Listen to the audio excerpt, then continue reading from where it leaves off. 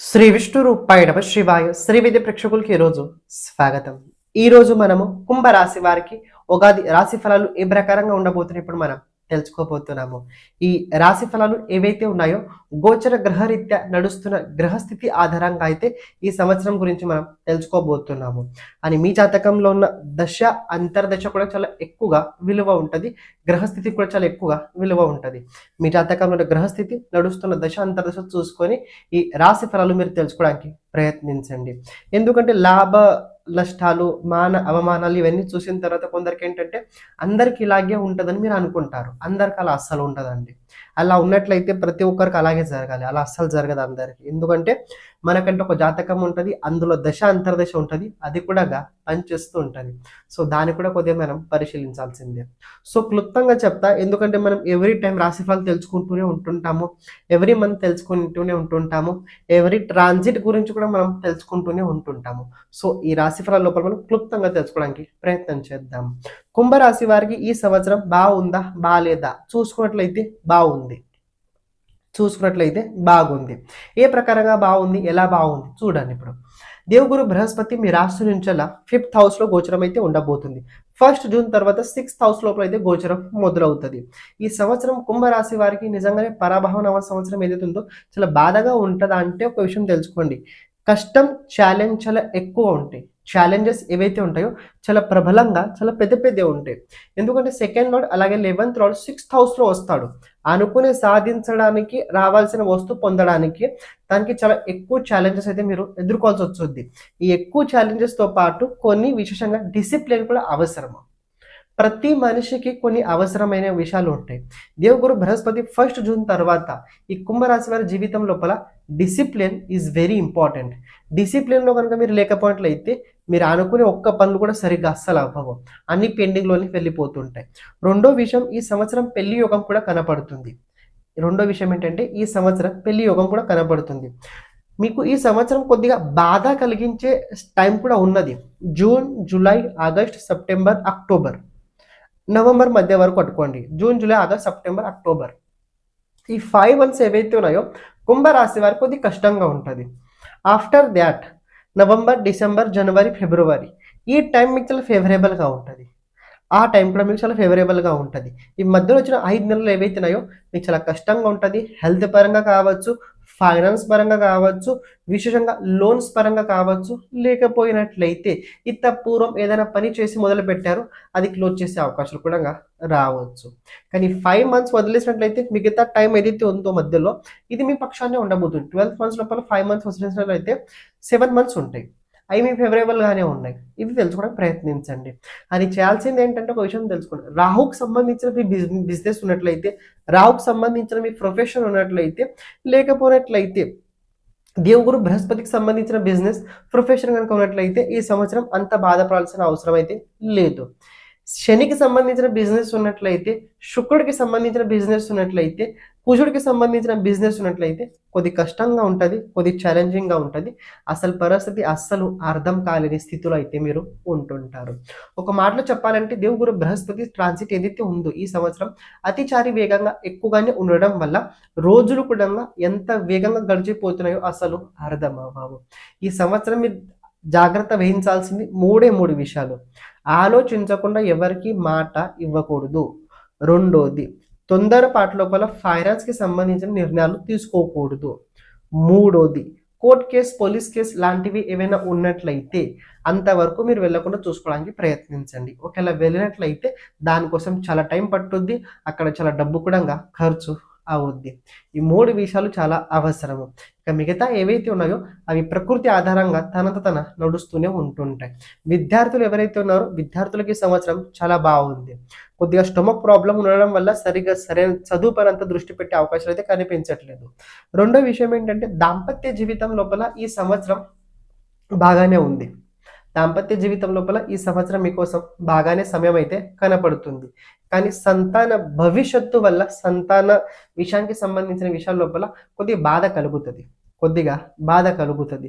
సరైన ఎడ్యుకేషన్ కావచ్చు, సరైన హెల్త్ కావచ్చు, లేకపోతే సరైన విషయాల లోపల మీరు తనకి మార్గదర్శనం చేయలేకపోవడం వల్ల కావచ్చు, మనసు లోపల ఒక తెలియని ఒక ఇన్‌సెక్యూరిటీ ఫీలింగ్ అయితే మీకు కలుగుతూనే ఉంటుంటది. ఈ సంవత్సరం విశేషంగా ప్రభుత్వం నుంచెలా ఏవైనా ఉద్యోగస్తులు ఏదైనా ట్రాన్స్‌ఫర్ కోసం గనుక ప్రయత్నం చేస్తున్నట్లయితే ఈ సంవత్సరం మీకు ట్రాన్స్‌ఫర్ అయితే కనపడుతుంది. మీరు అనుకున్న చోటైతే ట్రాన్స్‌ఫర్ అయితే ఈ సంవత్సరం ఉండబోతుంది. ఈ సంవత్సరం ఇంకో విషయం తెలుసుకోండి. సామాజిక పరంగా సామాజిక పరంగా ఈ సంవత్సరం కొద్దిగా ఛాలెంజెస్ ఫేస్ చేసే అవకాశాలు ఉంటాయి. అంటే ఏ ప్రకారంగా ఛాలెంజెస్ ఉంటే ఒక మాట ఇచ్చారు. ఆ మాట పూర్తి చేయించుకోవడానికి చాలా కష్టం ఎక్కువ అవుతుంటది సమాజం లోపల. అందుకే మీకు ఓ మాట చెప్పానేంటంటే ఆలోచించకుండా మాట ఇవ్వకండి. అది ఎక్కడైనా కావచ్చు. ఇంట్లో కావచ్చు, బయట కావచ్చు. ఆలోచించకుండా అస్సలు మాట, హామీ ఇవ్వకండి. ఒకవేళ ఇచ్చినట్లయితే చాలా భయంకరంగా ఫెయిల్ అవుతాయి. ఇంకో విషయం కనుక చూసుకున్నట్లయితే ఇక్కడ ఈ కుంభరాశి వారు ఇంకా కొన్ని మంచి విషయాలు కూడా ఉన్నాయి. ఈ సంవత్సరం కుంభరాశి వారికి ఏంటంటే లెర్నింగ్ లోపల చాలా ఎక్స్‌ట్రీమ్ నాలెడ్జ్ అయితే పెరగబోతుంది. లెర్నింగ్ ప్రకారంగా ఈ సంవత్సరం కుంభరాశి వారికి ఎక్స్‌ట్రీమ్ నాలెడ్జ్ అయితే పెరగబోతుంది. కానీ ఎవ్రీ టైమ్ నేను చెప్తూనే ఉంటుంటా. ప్రతి సంవత్సరం సూర్యుడు ఎప్పుడైతే క్షమించండి మధ్యలో రావడం జరిగింది. ఎవరైతే మీ జాతకం గురించి జాతకంలో ఉన్న గ్రహాలు భావ అనుసారంగా వాళ్ళ ప్రభావం మన జీవితం పైన ఎలా ఉంటది తెలుసుకోవాలనుకున్నట్లయితే ఓకే. దాంతో పాటు జాతకంలో రాబోయే దశ, అంతర్దశ, రాబోయే 10 సంవత్సరాలు ఎలా ఉండబోతుంది తెలుసుకోవాలనుకున్నట్లయితే, లేకపోతే మన జీవితం లోపల ఎప్పుడు ఎలాంటి సమయం రాబోతుంది, ఏ దశ మనకు అనుకూలంగా ఉంటది, ఏ దశగా మనకు అనుకూలంగా ఉండదు, ఏ దశ లోపల మనం ఎలాంటి పరిహారాలు చేసుకోవాలి, ఇలాంటి గనక జాతకంకి సంబంధించిన మొత్తం విషయాలు కనుక మీరు తెలుసుకోవాలనుకున్నట్లయితే తప్పకుండా మీరు వాట్సాప్ సంప్రదించడానికి ప్రయత్నించండి. అలాగే ఇప్పుడు ప్రత్యేకంగా మనం చేస్తుంది ఏంటంటే ప్రతి ఒక్క జాతకుడికి వీడియో చేయడం అయితే జరుగుతుంది. అంటే ఎవరికైతే అవసరం ఉన్నదో వాళ్ళకి వీడియో ఫార్మాట్ లోపల అయితే వాళ్ళ జాతకం చెప్పడం జరుగుద్ది. అంటే ఏంటంటే ఒక బోర్డ్ పైన మీ జాతకం గురించి మొత్తం విశ్లేషణ చేయడం జరుగుద్ది. దాంతో పాటు మీరు చేయాల్సిన పరిహారాలు కూడా చెప్పడం అందులో జరుగుద్ది. ఇక్కడ ప్రత్యేకంగా వీడియో ఎందుకంటే తెలుసుకోండి. అది మీ దగ్గర స్టోరేజ్ ఉంటది. అయి ఉంటది. ఇదొకటి తెలుసుకోండి. సెకండ్ పాయింట్ ఇది ఎందుకంటే ఎప్పుడైతే మన గురించి మనం ఎక్కువ సార్లు చూస్తుంటాం చూడండి, ఆ టైంలో మన పట్ల మనకు ఎనర్జీ పెరుగుతుంటది. జాతకం తెలుసుకోవాల్సిన ముఖ్యమైన కారణం ఏంటంటే జాతకం ఒక రకంగా వెలుగు లాంటి పని చేస్తుంటది. చీకట్లో వెళ్ళేటప్పుడు టార్చ్ ఎలా అయితే అవసరం ఉంటుందో మనం జీవితం లోపల ముందుకెళ్ళేటప్పుడు ఎలాంటి సమయం ఎక్కడ ఎలా ఉండబోతుందో తెలుసుకోవడం చాలా ముఖ్యమైనది. ఇది జాతక సహాయంగా మనం తెలుసుకోగలుగుతాం. అందుకే ఇది కనుక మనం ప్రతిసారి కనుక ఎప్పుడైతే మనం కష్టాలు ఉన్నప్పుడు కొద్దిగా ఇబ్బంది ఉన్నప్పుడు కనుక మన జాతకం వీడియో కనుక మనం చూసినట్లయితే అది మనకి చాలా చాలా హెల్ప్ఫుల్ తప్పకుండా అయి తీరుద్ది. మీకు ఎవరికైతే మీ జాతకం కనుక వీడియో కనుక కావాలనుకున్నట్లయితే తప్పకుండా సంప్రదించడానికి ప్రయత్నించండి. ఇప్పుడు మీరు ఏదైతే వీడియో చూస్తున్నారో క్యారీ చేయండి. మీ రాశి నుంచలా ద్వాదశ స్థానంలో, చతుర్థ స్థానంలో, అలాగే అష్టమ స్థానంలో వస్తాడు. అంటే చెప్పాల్సింది ఏంటంటే మకర రాశి, వృషభ రాశి, కన్యా రాశిలో ఎప్పుడైతే సూర్యుడు వస్తాడో ఆ ఒక్క నెల మీకు చాలా స్ట్రగల్ ఎక్కువ ఉంటుంది. ఆ ఒక్క నెల మీకు కొద్ది స్ట్రగల్ ఎక్కువ ఉంటుంది. బుద్ధి అలాగే మనసు అస్సలు పని చేయదు. సో ఇదన్నీ కొన్ని విషయాలు ఉన్నాయి. సో చెప్పాల్సిన ముఖ్యమైన ఉద్దేశం ఏంటంటే బాగుందా బాగాలేదా అంటే బాగానే ఉంది. ఇవన్నీ విషయాల లోపల సహకారం చేస్తున్నవాడు ఒక్కడే దేవుగురు బృహస్పతి. మిమ్మల్ని చాలా హెడ్ఏక్ చేస్తున్నాడు, మిమ్మల్ని అన్నెసరీ విషయాల లోపల బాధ పెడుతున్నవాడు రాహు.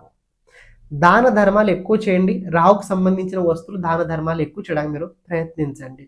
గురు బలం ఎక్కువ పెంచుకోవడానికి ప్రయత్నించండి. గురు బలం పెరుగుతూనే మీకు కుటుంబ సహకారం దక్కుతుంది, మీకు ఆర్థిక సహకారం కూడా దక్కుతుంది.